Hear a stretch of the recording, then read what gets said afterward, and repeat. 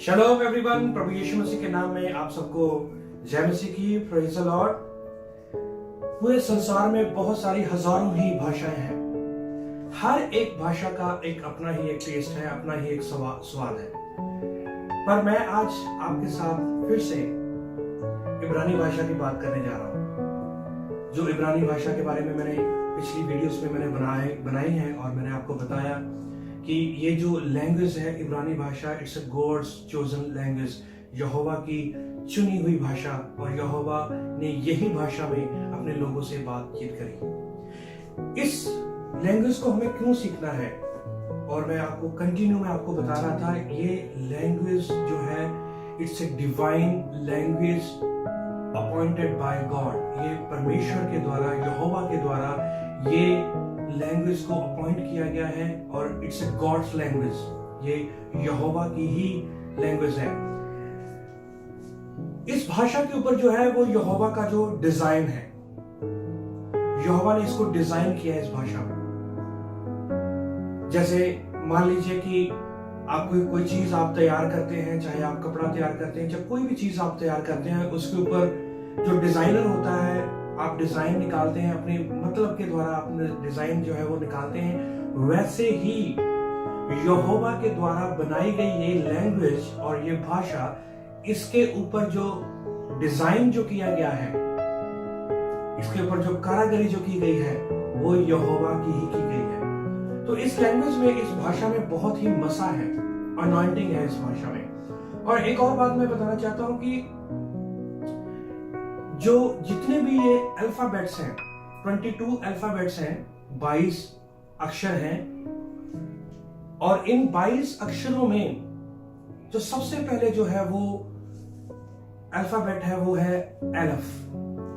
एलफ जो अल्फाबेट, जो उसके ऊपर इतनी गहराई है और इतनी जो यहोवा की अनुग्रह है उसके ऊपर, इस अक्षर के ऊपर, कि इसके ऊपर आप सदियों आप सालों स्टडी कर सकते हैं। आप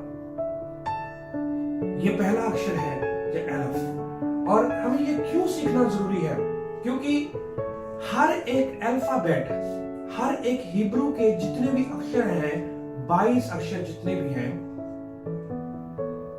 हर एक अल्फाबेट जो है यहोवा की कारागरी का वर्णन करता है, यहोवा के कामों का वर्णन करता है। क्योंकि जब आप उसको लिखेंगे और जब आप उसको बोलेंगे और जब आप उसके बारे में बात करेंगे, उसमें आपको इतने प्रकाशन मिलेंगे, इतने आपको रेवलेशन मिलेंगे, आप हैरान हो जाएंगे कि एक शब्द में, एक अल्फाबेट में इतनी गहराई है, इतनी जो डीप स्टडी है।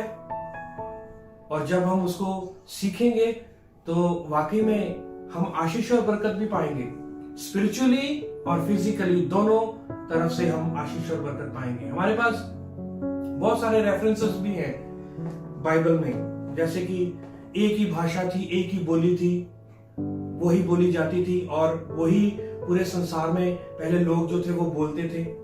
जब हम प्रेरितों के काम उसका 26 अध्याय उसका 14 वचन पढ़ते हैं, तो आपको पता है कि प्रेरित पालूस ने भी ये खुद से गवाही दी कि जब हम जा रहे थे, रास्ते में थे, तो लिखा है वहां पर 26 अध्याय उसका 14 वचन में, जब हम सब भूमि पर गिर पड़े तो मैंने इब्रानी भाषा में मुझसे ये कहते हुए एक शब्द सुना, हे साउल तू मुझे क्यों सताता है?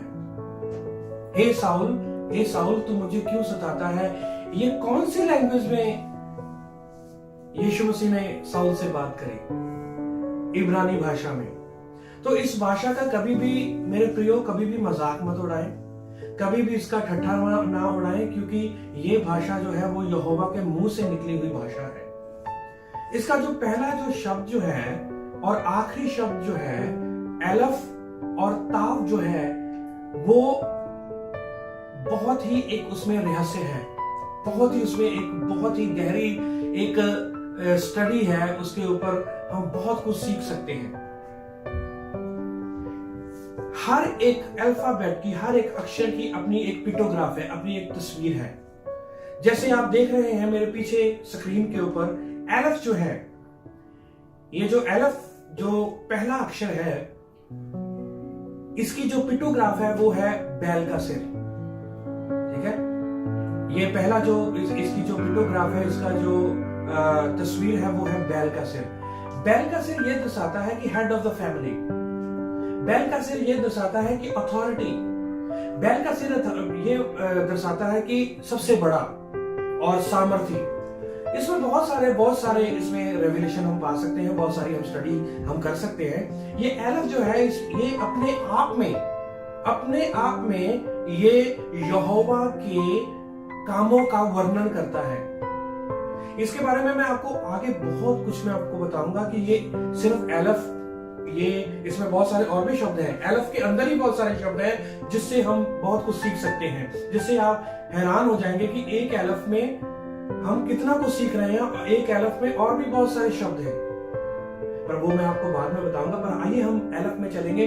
जब हम एलफ को बोलते हैं तो एलफ जो है इसमें 3 शब्द आते हैं। ठीक है, इसमें 3 शब्द आते हैं।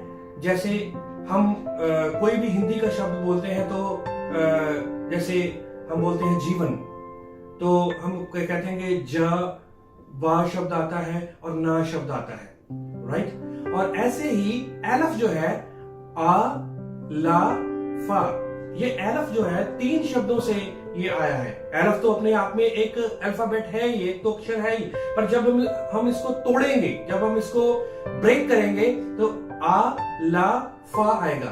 ठीक है, जब आ ला फा आप इसको स्क्रीन पे जब आप देखेंगे आ ला फा, तो इसकी जो 3 शब्द बनते हैं, एलफ इसमें आ गया, लेमद आ गया और फे आ गया। ठीक है, और जब इसको हम ब्रेक करते हैं तो इसका भी एक रहस्य है, इसका भी एक मतलब है, इसकी वैल्यू है। क्योंकि मैंने पिछली वीडियोस में मैंने बताया था कि हर एक अक्षर की एक ग्रामेटिकल है। एलफ पे हम चलेंगे, जो एलफ जो शब्द है उसके ऊपर हम चलेंगे। सबसे पहले तो एलफ का जो पिक्टोग्राफ है उसकी है बैल का सिर। ठीक है, जैसे आप पीछे आप देख रहे हैं, इसकी जो पिक्टोग्राफ है बैल का सिर, और इसकी वैल्यू कितनी है? स्टैंडर्ड एंड नॉर्मल वैल्यू इसकी 1 है। और सबसे पहले 1 नंबर किसका है? वो हमारे जीवन में 1 नंबर जो है, सबसे पहले प्रथम स्थान जो है वो यहोवा का होना चाहिए। जब हम ग्रीक लैंग्वेज में चलते हैं तो उसमें लिखा हुआ है कि मैं अल्फा और ओमेगा हूं। तो अल्फा जो शब्द है वो एलफ से ही आया है।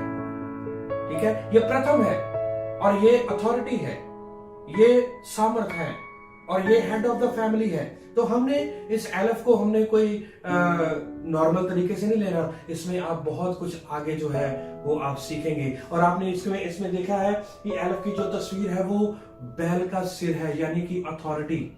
यहोवा ने हमें अथॉरिटी दी है, यहोवा ने हमें अधिकार दिया है, यहोवा ने हमें अधिकार दिया है ताकि हम यहोवा के उन वचनों को लेकर के हम दुनिया में जाएं और वो सच्चाई को, वो ट्रुथ को हम बताएं। हम आइए हम फिर से उस ब्रेकिंग में चलेंगे कि एलफ में आ ला फा में चलेंगे।